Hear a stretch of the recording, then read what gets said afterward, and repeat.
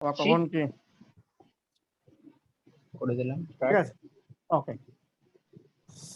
এখানে দেখো নম্বর আছে x প্লাস ky ভালো করে খেয়াল করবে ইকুয়ালস টু 1 আর kx plus y equals to 1 আচ্ছা কখন এক্স্যাক্টলি ওয়ান সলিউশন থাকে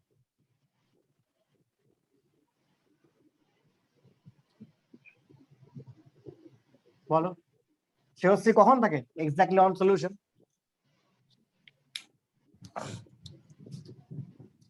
সেহসি ম্যাডাম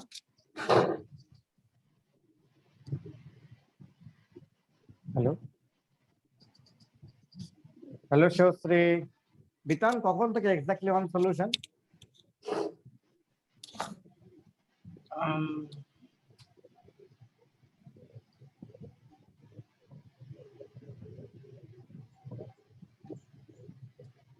স্যার যখন এই রেশিওটা দেখো এখানে ব্যাপারটা কি পাচ্ছি এখানে ব্যাপারটা না দেখতে পাচ্ছি কি বলতো 1/k শিওর আওয়াজ আসছে না বুঝতে পেরেছি k আর 1 y ইকুয়ালস টু 1 1 তাই না হ্যাঁ তো তাহলে এটার এক্স্যাক্টলি ওয়ান সলিউশন যখন এই দুটো ইন্ডিপেন্ডেন্ট হ্যাঁ স্যার ডিপেন্ডেন্ট হয়ে গেলে তো নিশ্চয়ই তা থাকবে না হ্যাঁ হ্যাঁ হ্যাঁ হ্যাঁ হ্যাঁ দিস টু আর ইন্ডিপেন্ডেন্ট ঠিক আছে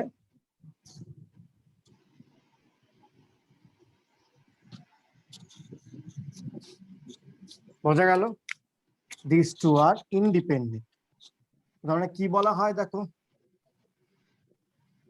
1/k cannot be equals to k আচ্ছা মানে ব্যাপারটা কি দেখো দেখো যদি বলি a1x plus b1y equals to c1 a2x plus b2y by c2 তাহলে তখন বলা হতো কি a1 by a2 not equals to b1 by b2 কখনো এদের রেশিওটা সেম হবে না তখনই কি হবে তখনই আমাদের এক্স্যাক্টলি ওয়ান সলিউশন থাকবে তাই তো তাহলে আমরা কি ভাববো এখানে এক্স্যাক্টলি ওয়ান সলিউশনের জন্য a1 a2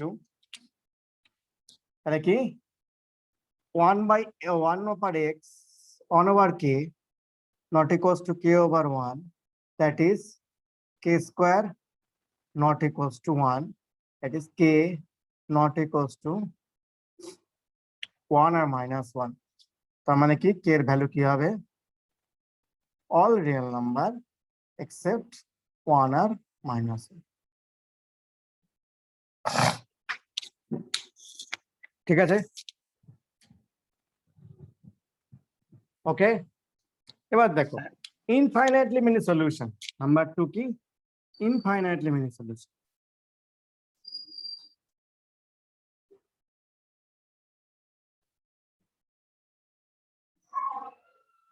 কখন হবে যখন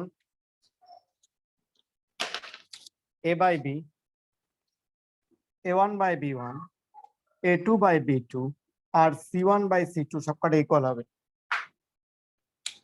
ঠিক আছে বিতান বাবু হ্যাঁ স্যার অবিতান এগুলো মনে আছে ক্লাস 12 এর জিনিস ছিল স্যার পড়েছিলাম অল্প করে এসব ঠিক আছে তাহলে এই সব ইকুয়াল হবে তাহলে কি k বাই তাহলে 1 by k equals to k by 1 equals to 1 by 1 এখান থেকে স্পষ্ট বুঝতে পারছো k ইকুয়ালস টু 1 একটা মিনিট ধরো ওকে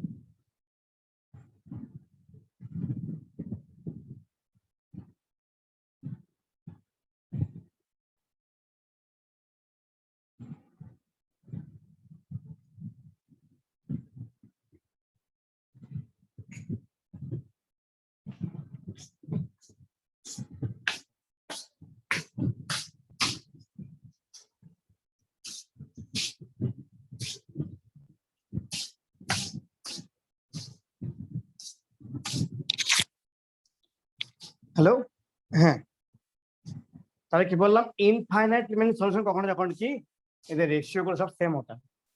হ্যাঁ ওকে, শুনতে মানে কি পাচ্ছেন এবার লিনিয়ার, স্যার? শুনতে পাচ্ছ? হ্যাঁ পাচ্ছি। হ্যাঁ। ইনফাইনাইট লিমিটের সলিউশন কখন হয়, যখন ব্যাপারটাকে যখন পুরোটাই, যখন উপরের রো অর যখন কি একটা one row can be linearly independent. ঠিক আছে, Hello? মানে বেসিক্যালি হচ্ছে দেখো। আমি A2 আর B2 আর C2 টাকে হচ্ছে আমি A1 B1 আর C1 এর কোনো একটা মাল্টিপল হিসেবে লিখলাম।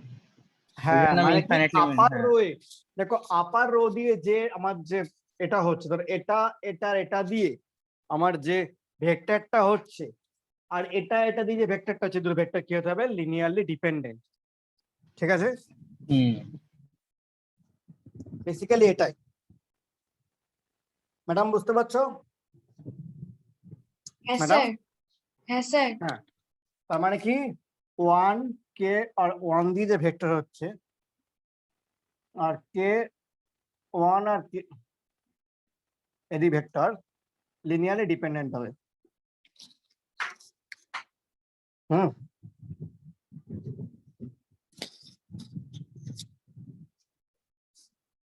No solution.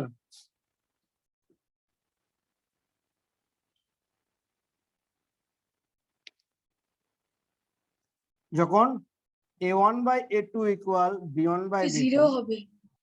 but not equal to c1 by c2. হ্যাঁ হ্যাঁ হ্যাঁ।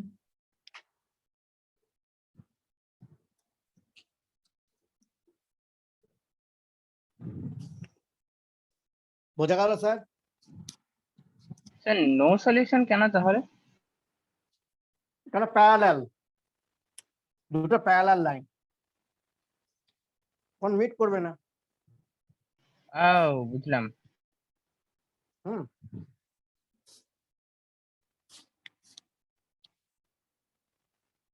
ধরুন কখন, যখন দেখো যখন 1 by k equals to k by 1 but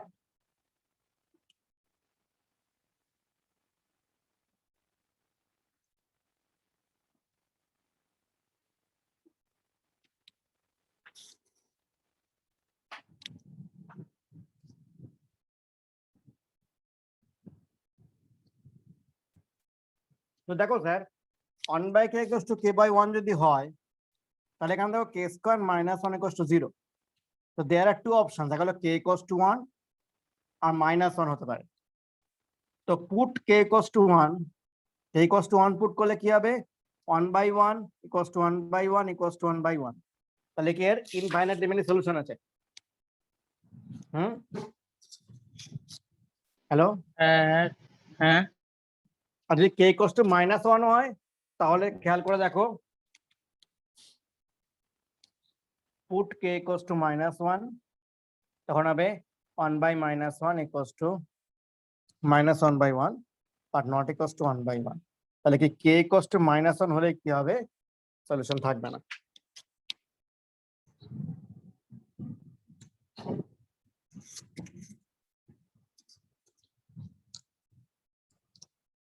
okay madam, বড় অদ্ভুত লাগলো লাস্ট লাইনটা দেখতে। দেখো যেন এর সঙ্গে সমান না হয়।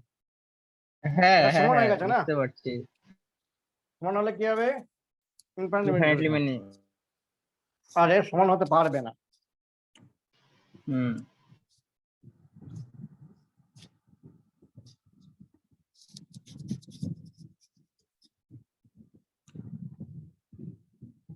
মাথায় থাকবে এটা। হ্যাঁ স্যার।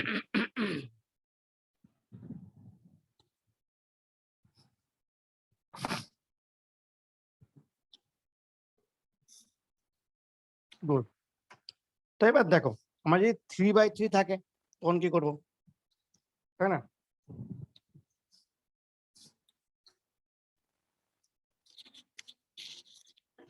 থ্রি বাই থ্রি বলতে XYZ। O O, O.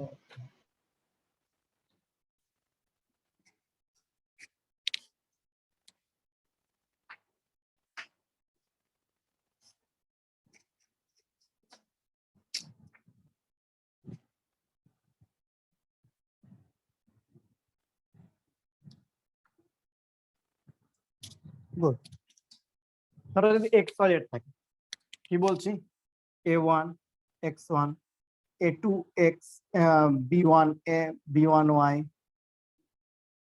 Z equals to D1। ওকে, আমি বললাম একটা। আর ধরো বলছি ভিডিওটা ব্লার হয়ে গেছে স্যার। A2X plus B2Y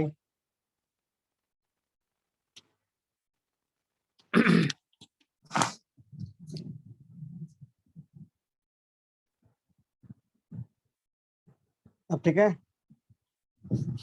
হ্যাঁ স্যার। হ্যাঁ স্যার, হ্যাঁ স্যার। সায়ন্তনের কি অবস্থা?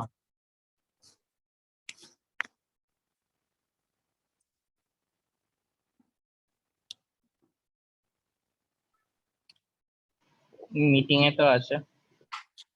সায়ন্তন, স্যার আমার উপর রাগ করেছো? স্যার আমার উপর রাগ করেছো? আমার উপর রাগ করেছো? কোনো কথা নাই, কোনো কথা নাই তাই।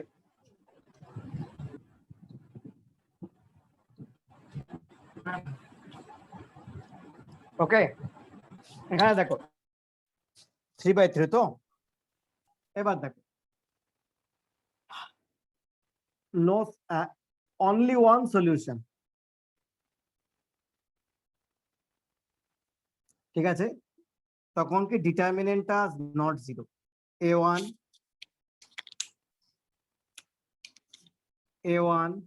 B1 C1 A2 B2 C2 আর A3 B3 C3 not equal two.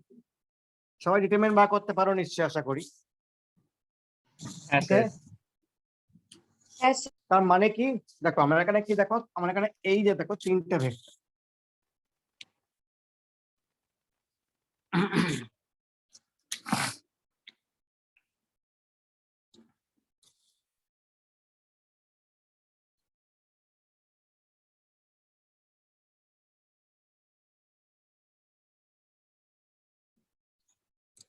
দেখো এখানে কি কি ভেক্টর আছে আমার? A1 A2 A3 ভেক্টর আছে, আর B1 B2 আর B3 ভেক্টর আছে, তাই তো? আর C1 C2 আর C3 ভেক্টর আছে। আর ইকুয়ালস টু কি, এটা লিনিয়ার কম্বিনেশন এগুলো। এটা এটা হচ্ছে কি x1 Times this plus y Times this plus z Times this equals to কি D1 D2 আর D3। এটা মানে কি, এই যে A1, এটাকে আমি ক্যাপিটাল A1 বলছি, ক্যাপিটাল A2 আর ক্যাপিটাল A3। দরকার নেই, দরকার নেই, সব বড় দরকার নেই। এর মানে কি A1 A2 A3 B1 B2 B3 C1 C2 C3 not are linearly independent.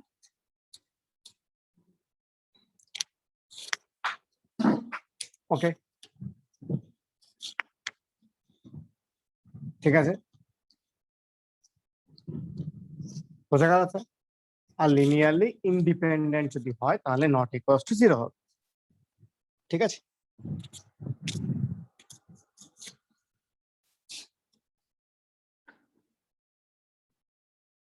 হুম, তবে এসব দেখানোর থেকে র্যাপিড দেখান বেটার,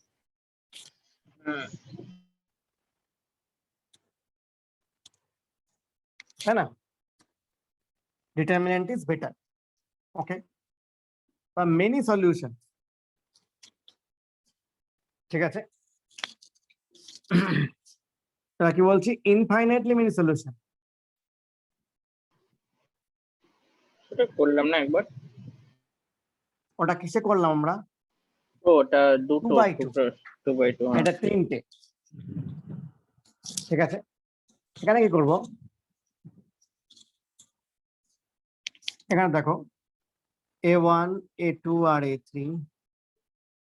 B1 B2 B3 আর C1 C2 C3। ঠিক আছে, আর নট ইন্ডিপেন্ডেন্ট।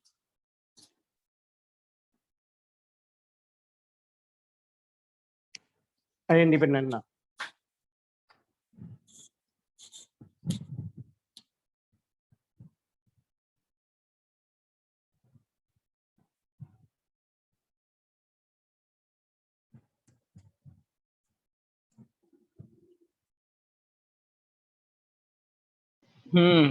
বুঝলাম। এটা তোমায় দেবে না, আগেরটাই দেবে। কারণ এখানে অনেক ঝামেলা আছে, তোমাদের সিস্টেম অফ সলিউশন তোমাদের পড়ায়নি, তাই না ম্যাডাম? পড়েছি তোমাদের সিস্টেম অফ না সলিউশন? না না, করায়নি। পড়ায়নি, দরকার নেই, আরো অনেক কিছু আছে এর মধ্যে, ফার্স্টে বলতে গেলে মাথা ফার্স্টেটা ঘুরে। করিয়েছে, ফার্স্টেটা যেটুকু করলাম ওইটুকুই করিয়েছে যে ডেটে নট ইকুয়ালস টু 0 হলে লিনিয়ারলি ইন্ডিপেন্ডেন্ট হবে। ওইটুকু আর লাগবে না। তবে 2 by 2 স্যার সব থাকবে, 2 by 2 সব লাগবে। ওকে ওকে,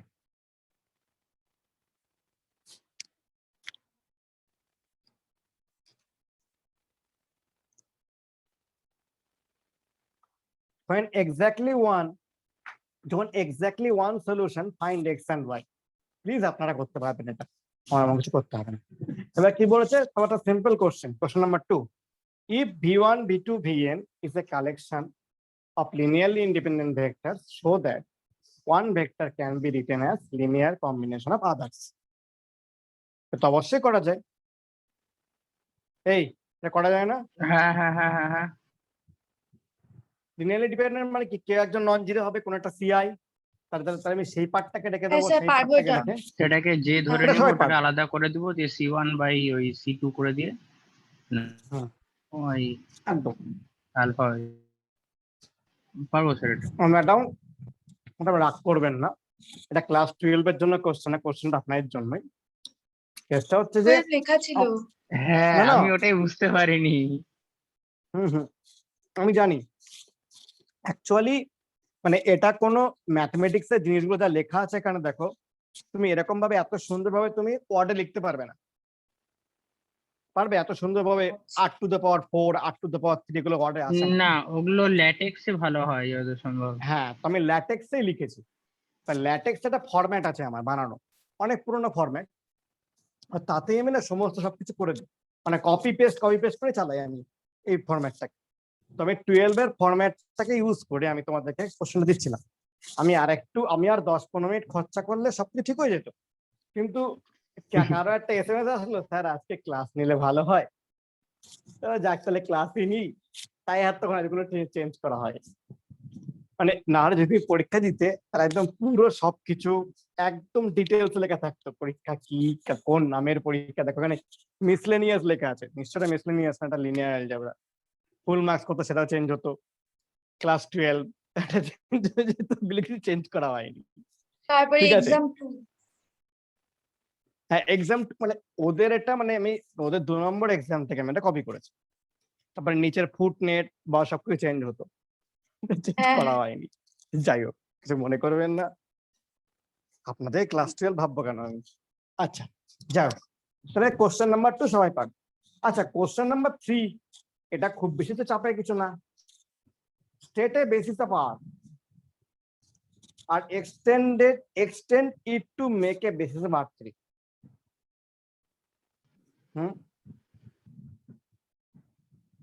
হ্যালো,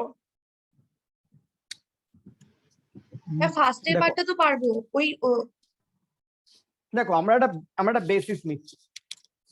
এস কি নিলাম 1 0 0, ঠিক আছে। এটা কি, এটা একটা সিঙ্গেল, আর এর ডাইমেনশন কত, তাহলে span of S is a subspace of R, ঠিক আছে।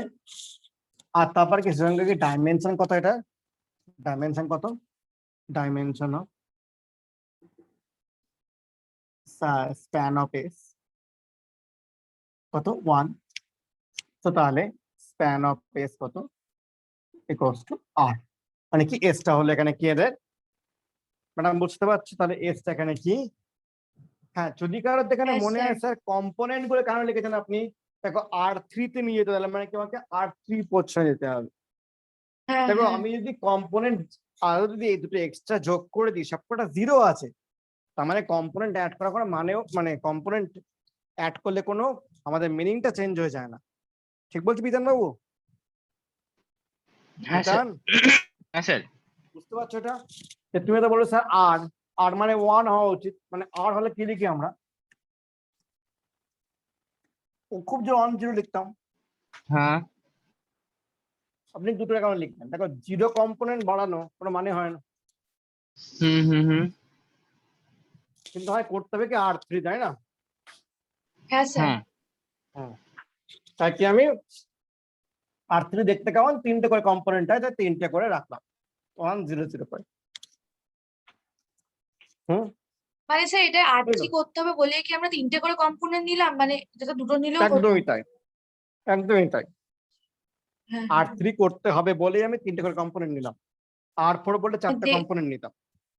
আচ্ছা আর দেখো যেহেতু এই কম্পোনেন্ট গুলো সবকটা 0 0 করে আছে, কোনো চাপ নেই, তাই না? হ্যাঁ এইবার হ্যাঁ হ্যাঁ নাও নাও ঠিক 1 1 0, দেখো আমার সুবিধার জন্য নিচ্ছি আমি এটা, ঠিক আছে 1 1 0, ঠিক আছে।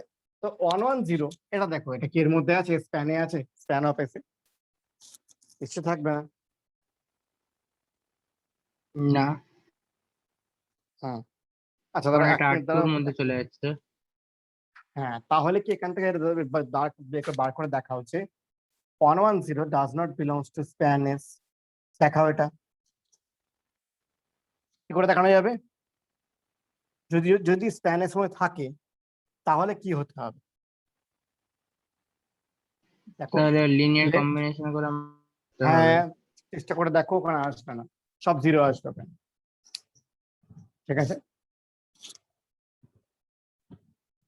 1 মিনিট দাঁড়াও, 1 মিনিট, এটা করা মেটা।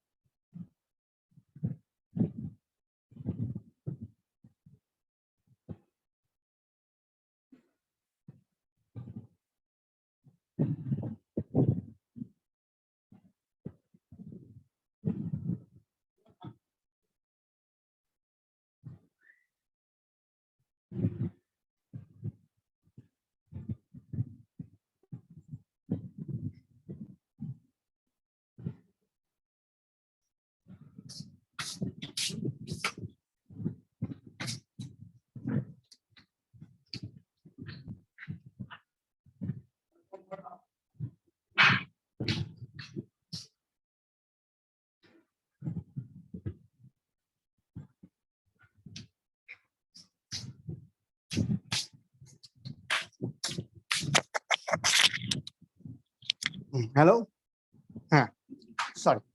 তো দেখো তাহলে কি এর মধ্যে নেই, আছে? না স্প্যানে তো নেই নিশ্চয়ই, না আচ্ছা কি না না, কেন তাহলে তাহলে কি করবো, ধরো আছে লেট এটা স্প্যানে আছে, তাহলে কি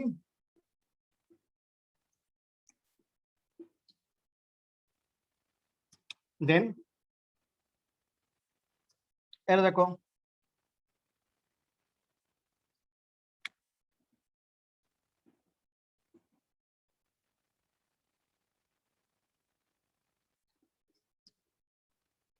ঠিক আছে, এন্ড সি কি হতো, সি নন জিরো হতো, তাই না, জিরো হয়ে গেল তো হয়ে গেল না, হ্যালো, হ্যাঁ সি নন জিরো হতে হবে, সি যদি জিরো হয় তাহলে কি জিরো ইন্টু এটা মানে কত, জিরো জিরো জিরো, হ্যাঁ তাহলে স্যার জিরো এলিমেন্ট হয়ে যাবে, নিতে পারবো না, এটা জিরো এলিমেন্ট না, তাহলে এখানে কত পাচ্ছি দেখো ওয়ান, দেখো তাহলে কি সি ইকোয়াস টু ওয়ান পাচ্ছে, একটা সি ইকোয়াস টু জিরো পাচ্ছে, কন্ট্রাক্ট করছে না, দেখো C into one equals to one, C equals to ও সি ইকুয়ালস টু 0 তো নেওয়া যাবে না স্যার। ও আর একটা কি, আর ওয়ান ইকোয়াস টু চলে আসছে, কন্ট্রাডিকশন, কন্ট্রাডিকশন, পসিবিলিটি না। আমি এই হিসেবেই নিয়েছি যাতে আমি একটা কম্পোনেন্ট বাড়িয়েছি, দেখো আগে ছিল এখানে এটা বাড়িয়েছে, তো 1,1,0 not belongs to span of 1,0,0, ওকে, তাহলে 1,1,0 ঢোকালাম, কি করবো, টেক টি,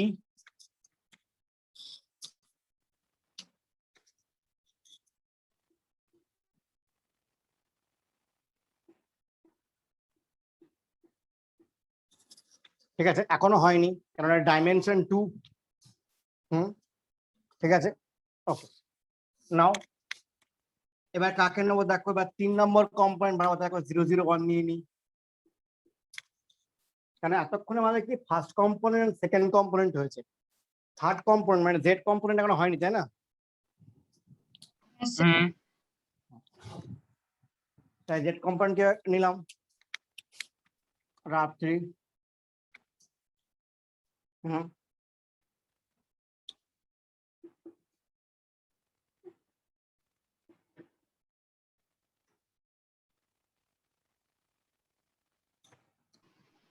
চিটিং স্যার।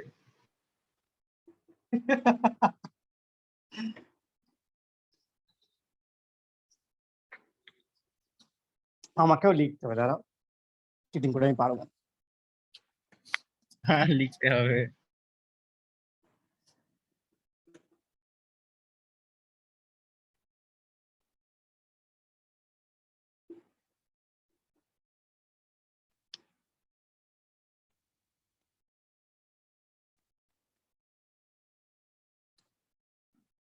ঠিক আছে, এবার দেখ সি এর ভ্যালু কোনো জিরো হতে পারবে না, যদি দুটোই জিরো হয় তাহলে কেটাকে জিরো হতে হবে না এলিমেন্টটা, হ্যাঁ স্যার সেটা জিরো এলিমেন্ট হতে পারবে না, কারণ জিরো এলিমেন্ট না তো, তাহলে এখানে দেখো কি বলছে, এখান থেকে C1 ইকুয়ালস টু 0 হয়ে গেল, C2 ইকুয়ালস টু 0 হয়ে গেল, কেন দেখো দাঁড়া বলছি C1 স্যার প্লাস ওখানে আবার C2, আলাদা করে মেনশন করুন না, C1, C2 not equals to 0। না ও বলার দরকার নেই, ঠিক আছে, ইকুয়ালস টু 0 একটা, আর C2 ইকুয়ালস টু 0 পেলাম, আর কি পাচ্ছি 1 ইকুয়ালস টু 0, নাও হয়ে গেল, এটাই কন্ট্রাডিকশন,